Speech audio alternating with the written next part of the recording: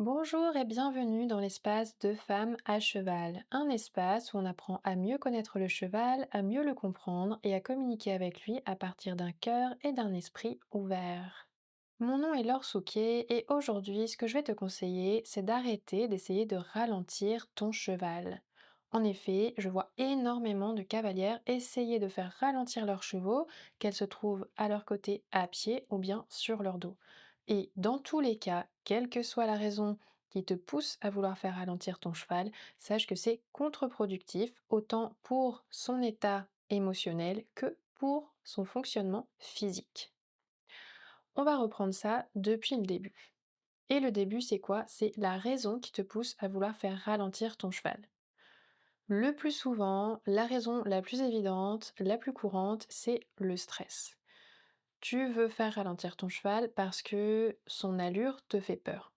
Par exemple, tu es à pied à ses côtés et tu trouves que ton cheval marche trop vite. Tu as l'impression que tu dois un petit peu courir pour le rattraper, que tu n'es pas complètement dans le contrôle de la situation et peut-être que tu sens aussi qu'il marche très vite parce qu'il est en stress et du coup, pour t'aider toi à gérer ton propre stress, tu aurais vraiment besoin que ton cheval ralentisse.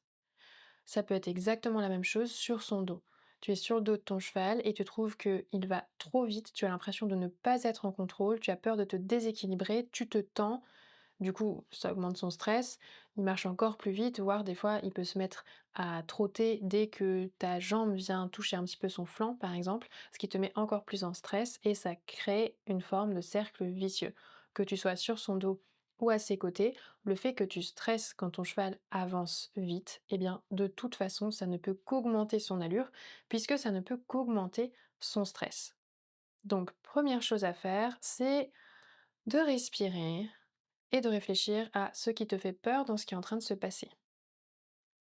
La plupart du temps, tu te trouves de toute façon dans un endroit clos et tu commences en tout cas tes séances dans un endroit clos. Donc de toute façon, il ne peut pas se passer grand-chose. Surtout si tu laisses ton cheval au pas.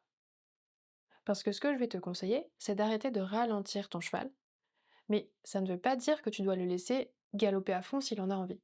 C'est juste que tu peux lui demander d'être au pas, mais dans ce pas, laisse-le marcher à son allure. Pourquoi? Parce que ton cheval, lui aussi, s'il marche vraiment vite, est probablement en stress. Et si ton cheval est en stress et qu'il marche vite, c'est parce qu'il a besoin de ce mouvement pour gérer son émotion. Et donc si toi tu es toujours en train de lui demander de ralentir, de ralentir, de ralentir, ce qu'il n'écoute évidemment pas puisqu'il n'est pas en capacité de le faire, la seule chose que tu fais, c'est rajouter du stress et de la frustration à son état émotionnel qui n'est déjà pas top. Donc plutôt que de vouloir absolument le ralentir, accepte le fait que c'est son allure, là maintenant tout de suite, il marche à ce pas-là, c'est ok, ça ne veut pas dire pour autant que vous êtes en insécurité, ça signe juste le fait que ton cheval est effectivement en stress. Si évidemment il te montre tous les autres signes extérieurs du stress, que ce soit la contraction au niveau de son visage, que ce soit son manque de disponibilité à tes demandes, que ce soit sa façon de porter son attention sans cesse à l'extérieur, sa respiration accélérée, etc. Donc si ton cheval te montre vraiment les signaux de stress et que le stress c'est la raison pour laquelle il marche aussi vite, laisse-le au pas, laisse-le marcher vite, suis son mouvement. Mais par contre, mets en place des solutions pour gérer son stress. Évidemment, ces solutions ne vont pas passer par des exercices arrêtés, parce que dans ce genre de cas, tu as de grandes chances pour que si tu demandes à ton cheval de s'arrêter pour te donner flexion d'encolure ou abaissement d'encolure, par exemple, il ne soit tout simplement pas en capacité de te les donner et qu'elle n'ait pas encore la capacité de l'aider à se poser. Donc, ce que tu vas faire dans ce cas-là pour aider ton cheval à se poser, c'est le laisser marcher à son allure, mais par contre, lui faire beaucoup de demandes. Des demandes fréquentes et rapprochées pour l'aider à se concentrer sur toi, qui évidemment doit être une oasis de calme.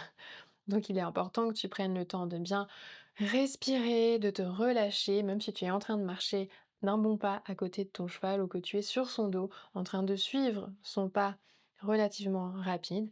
Prends le temps de respirer, de te relâcher complètement de la tête aux pieds pour déjà lui donner le message avec ton attitude intérieure que tout va bien. Laisse-le marcher, et demande-lui plein de petites choses. On marche ensemble, on s'arrête. Par contre, on ne reste pas longtemps arrêté puisque là, il ne sera pas en capacité de le faire. Donc juste, on s'arrête, on recule, on repart en avant, on s'arrête, on repart en avant, on s'arrête, on recule. Plein de petites choses comme ça pour que ton cheval soit forcé de porter son attention sur toi plutôt que sur tout ce qui vous entoure. Dès que ton cheval est plus concentré sur toi, que tu vois que tu peux t'arrêter, repartir, reculer sans avoir à toucher tes outils, il est vraiment réceptif à ta gestuelle, attentif à ton positionnement dans l'espace, même s'il marche encore assez vite, tu peux commencer à intégrer d'autres outils pour l'aider à se poser. Normalement, là, il a déjà un peu ralenti, mais ce qui va l'aider à ralentir davantage, ça va être de s'équilibrer. Et donc, à partir de ce moment-là, quand tu as vraiment récupéré son attention, tu vas pouvoir lui proposer de partir sur des petits cercles avec toi, où tu vas l'aider à s'incurver correctement. Et si vous faites un petit peu de travail latéral tous les deux, tu vas pouvoir lui proposer de faire quelques déplacements latéraux, notamment des épaules en dedans, qui vont l'aider énormément à se relâcher. Et tu vas voir que, en demandant à ton cheval de s'équilibrer, eh bien, naturellement, il va ralentir. Et peu à peu, grâce à l'alternance de ces demandes, donc jouer sur le fait de marcher ensemble, s'arrêter, reculer, repartir, faire un petit cercle, partir sur une épaule en dedans, etc., tu vas voir que peu à peu, ton cheval va se calmer, son niveau de stress va descendre et donc son allure va aussi ralentir. Et à ce moment-là, tu vas pouvoir lui proposer de nouveau des pauses avec des flexions d'encolure, abaissement d'encolure, etc. pour aller chercher un relâchement complet de ton cheval. Je t'en ai déjà parlé dans un épisode précédent. Il faut vraiment que tu prennes le temps d'aller à chaque fois dans ces exercices-là jusqu'au relâchement complet de ton cheval, qui te montre tous les signes que son visage se relâche, que sa tête et son encolure s'abaissent, qu'éventuellement il bâille, il mâchouille, il souffle, que sa respiration s'apaise, que ses muscles se relâchent. Et tu sauras que ça a fonctionné si, quand tu repars, après cette pause, ton cheval marche moins vite. Et donc, tu n'auras pas demandé à ton cheval de ralentir, mais tu auras traité la cause, l'origine de cette allure trop rapide pour toi. Tu auras travaillé sur son état émotionnel. Donc ça va être vraiment la première clé, ou même les deux premières clés, puisqu'on a parlé de ton stress et du stress du cheval. Il faut vraiment comprendre que ce sont les deux premières choses à gérer quand tu as une problématique avec ton cheval, quel qu'il soit. Commence par regarder à l'intérieur de toi, ton attitude intérieure, ton état de stress, et ensuite préoccupe-toi de celui de ton cheval. Parce que c'est comme dans les avions, hein. On dit toujours, on ne peut pas mettre le masque à oxygène à quelqu'un si on ne l'a pas mis soi-même. Donc commence par toi, ton attitude intérieure, ton calme, ton relâchement. Ensuite, tu te préoccupes de ton cheval et tu lui amènes le relâchement complet en le laissant exprimer les comportements dont il a besoin pour aller vers ce relâchement, mais en lui en proposant aussi d'autres à travers ces transitions et ce travail pour s'équilibrer. L'autre jour, j'ai justement eu une très bonne illustration de ce que je viens de t'expliquer là, avec une jument que j'ai travaillée en stage. Quand on est allé chercher la jument, elle était hyper stressée et du coup, on l'a amenée en carrière avec nous et elle marchait extrêmement vite. Mais vraiment très très vite. Déjà, c'est une grande jument, c'est une jument de sport et donc il fallait vraiment la suivre. Et mon élève avait vraiment envie de ralentir cette jument. Elle avait du mal à accepter le fait que la jument aille vite parce que du coup, elle ne se sentait effectivement pas en contrôle de la situation. Elle avait l'impression que ça lui échappait et qu'elle ne pouvait rien faire, que la jument n'était pas en communication avec elle, n'était pas connectée, ce qui était vrai en soi. Mais je lui ai dit, arrête d'essayer de la ralentir, laisse-la avancer, et par contre, fais-lui beaucoup de demandes. Et grâce à ces demandes rapprochées, exactement comme je te l'expliquais au début de cet épisode, vraiment de marcher ensemble, s'arrêter, reculer, repartir, etc., elle a réussi peu à peu à connecter la jument à elle, et ensuite elle a pu l'amener sur des cercles tranquillement, puisque la jument ne connaissait pas encore le travail latéral, donc simplement l'amener sur des cercles. Alors, pas sur un cercle pour longer, on est d'accord, hein. On marche avec le cheval tranquillement à la piste et puis nous, on se met sur un cercle et on invite le cheval à nous suivre à l'épaule. Et le simple fait de venir s'incurver autour d'elle dans ces petits cercles, à vraiment aider la jument à venir retrouver son équilibre, réengager correctement ses postérieurs, du coup retirer du poids de ses épaules et passer à une position qui était beaucoup moins une position de fuite avec tout le poids sur les épaules, mais plus une position d'équilibre, plus une position de confiance en soi. Et ça l'a énormément aidé et ça a été très efficace puisqu'on a pu tranquillement voir que la jument ralentissait peu à peu et une fois qu'elle a été suffisamment ralentie grâce à ce travail d'équilibre, on a pu lui proposer de nouveau des pauses qu'elle aurait été totalement incapable d'offrir au début de la séance avec des flexions d'encolure, des abaissements de l'encolure et là on a pu avoir un vrai relâchement profond. Et ça a été très instructif pour mon élève parce que ce type de situation, on peut souvent y être confronté, mais quand on est seul, on n'a généralement pas cette logique de laisser aller le cheval et de faire avec. Et là, elle a pu voir que ce qui était le plus important, ce n'était pas la vitesse à laquelle le cheval allait, c'était sa capacité à elle d'aider ce cheval à gérer ses émotions en fonction de ce qu'il était capable de faire là, maintenant, tout de suite. Parce que c'est ça aussi qui est important, c'est que quand on va proposer une solution au cheval, cette solution, elle doit être adaptée. Si tu demandes au cheval de s'arrêter et de faire une flexion d'encolure alors qu'il n'est pas en capacité de s'arrêter parce qu'il a eu un stress trop intense, un niveau de stress trop intense, et qu'il a besoin d'exprimer et de faire sortir ce stress à travers le mouvement, tu ne vas jamais réussir à détendre ton cheval. La problématique, ce ne sera pas que l'exercice en soi de la pose et de la flexion d'encolure est inutile pour faire déstresser un cheval, ce sera juste que cet exercice-là est inadapté à la situation actuelle du cheval. Mais plus tard, une fois que le cheval aura déjà commencé grâce à d'autres outils à se poser, tu pourras revenir à cette situation. Donc il faut vraiment avoir la logique d'adapter à chaque fois les solutions qu'on va proposer au cheval à son état émotionnel et à ses capacités du moment, pour ne surtout pas le mettre dans une situation où il n'arrive pas à faire ce qu'on lui demande. Parce que ça ne peut que lui apporter davantage de stress, davantage de frustration et du coup rendre sa situation encore plus compliquée à vivre. Autre chose aussi qui a été très intéressant avec cette jument, c'est que elle nous a fait un petit rappel sur les besoins fondamentaux du cheval. Un cheval qui marche très vite et qui est stressé, ça peut aussi être un cheval dont les besoins ne sont pas respectés. Et des exemples comme ça, en fait, j'en ai plein parce que ce soit dans les stages individuels que je donne ou bien dans les formations professionnelles, comme la formation d'éducateur équin bienveillant par exemple, eh bien, on a très souvent des chevaux qui sont en stress. Tout simplement parce que beaucoup de chevaux ont des difficultés avec le fait de quitter leur troupeau ou avec le fait de se rendre dans les espaces de travail auxquels ils ne sont pas forcément extrêmement habitués ou dans lesquels ils ne se sentent pas forcément très confortables.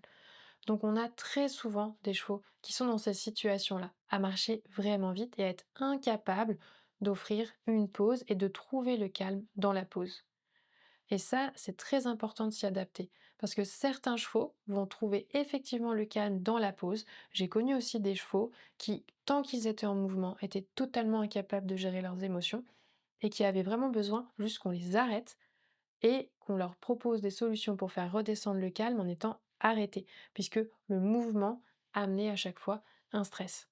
C'est plus rare, mais ça arrive. Donc en réalité, peu importe la situation à laquelle on est confronté, quand on voit que notre cheval est en stress, il faut toujours qu'on essaie des choses, qu'on accepte d'être dans ce processus d'essai-erreur.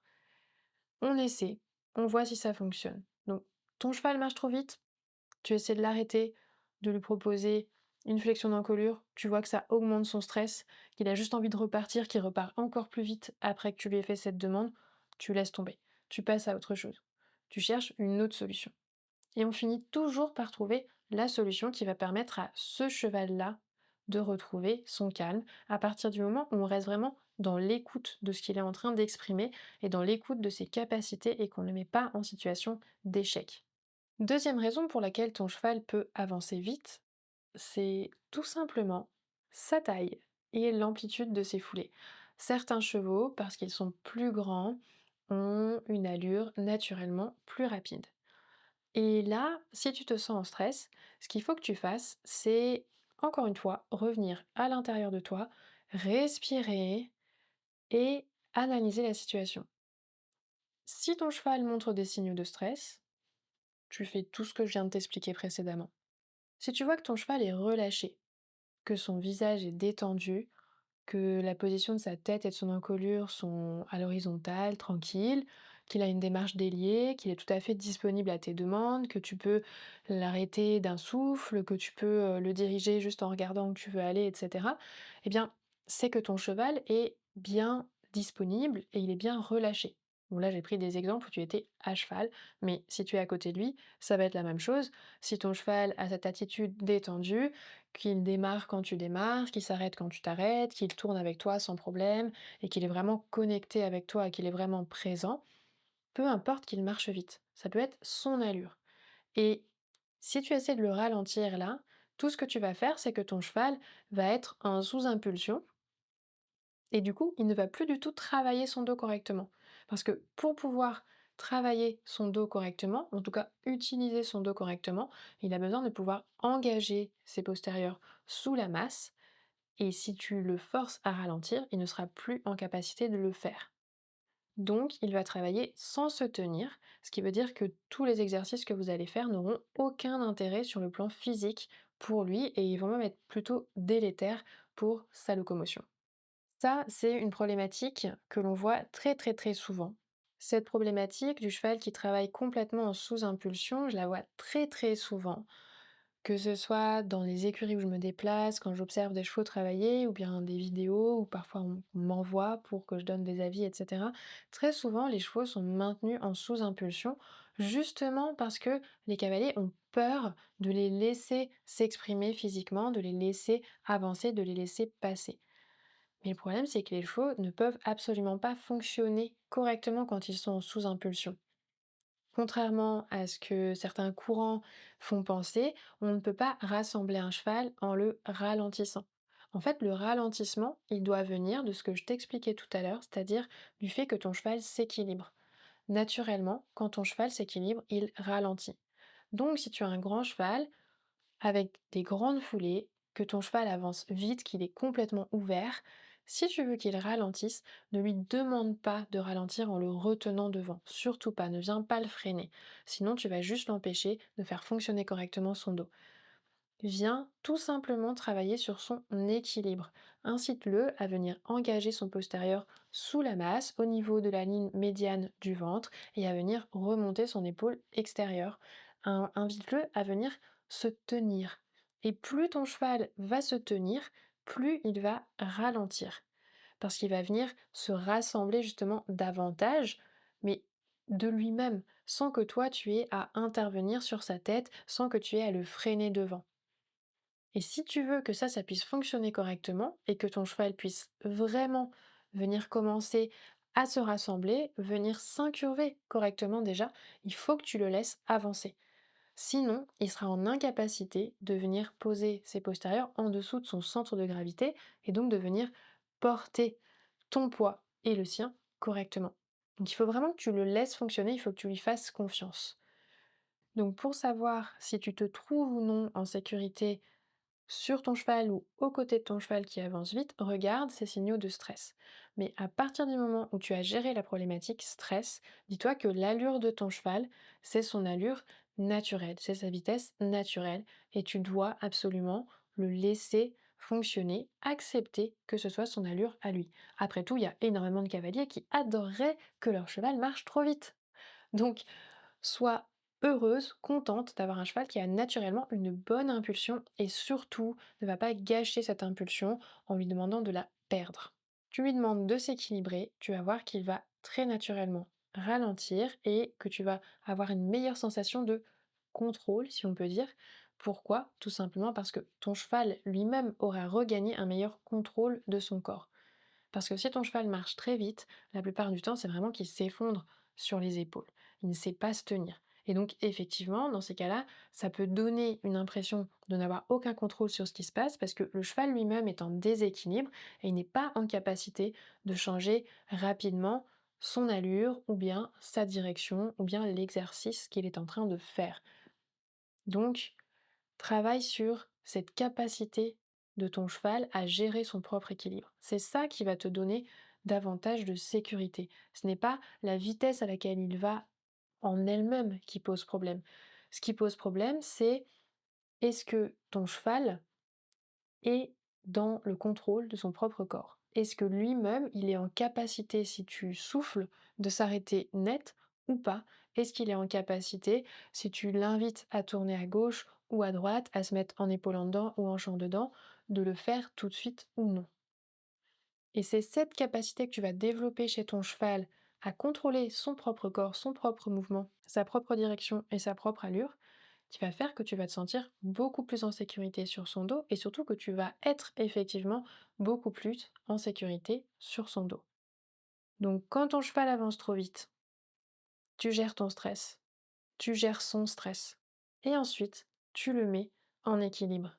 Et ça, c'est vraiment fondamental. Tu fais tout ça en le laissant avancer à la vitesse à laquelle il a envie d'aller. Et c'est valable aussi pour la suite, de laisser ton cheval avancer pour tout le travail que tu vas faire dans tous les exercices et dans toutes les allures. Laisse-le avancer à son rythme. Autant on ne peut pas être tout le temps en train de presser, presser, presser un cheval qui avance lentement, autant on ne peut pas être tout le temps en train de ralentir un cheval qui avance vite. Il faut laisser le cheval dans son propre rythme. Nous, on doit juste suivre ce rythme. Et une fois qu'on est adapté à ce rythme, au rythme du cheval, on peut l'aider à le modifier légèrement, tranquillement, mais toujours en passant par l'équilibre. Jamais en passant par le fait de freiner devant. Freiner devant, ça va toujours abîmer sa locomotion et son fonctionnement au niveau physique. Ça va toujours le ramener encore plus dans le stress parce que quand tu freines devant, qu'est-ce qui se passe? Ton cheval vient encore plus sur les épaules, encore plus dans une position de stress et donc il a encore plus envie d'accélérer. Ce qui fait que si tu freines devant et que ton cheval ralentit vraiment, qu'il perd complètement son impulsion, ça ne veut pas dire pour autant qu'il sera déstressé. Il va peut-être aussi apprendre à ne plus exprimer son stress à travers cette allure-là, mais rester un petit peu comme une cocotte minute à l'intérieur jusqu'au moment où il va exploser. Donc laisse-le avancer autant qu'il en a besoin. Écoute son rythme, adapte-toi et guide-le tranquillement vers l'équilibre sur le plan émotionnel et sur le plan physique. Voilà, c'était ma réflexion du jour, un épisode assez court cette fois-ci, mais c'était important pour moi de refaire un point sur cette problématique qui est tellement courante. J'espère que ça t'aura apporté des clés, que tu sauras du coup un peu mieux gérer la prochaine fois que tu auras l'impression d'être avec un cheval qui avance trop vite.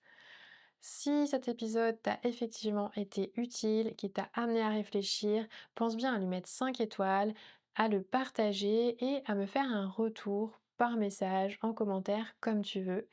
Et n'hésite pas si tu as des questions que tu aimerais que je traite dans le prochain épisode. On se retrouve très vite, je te souhaite une belle fin de journée.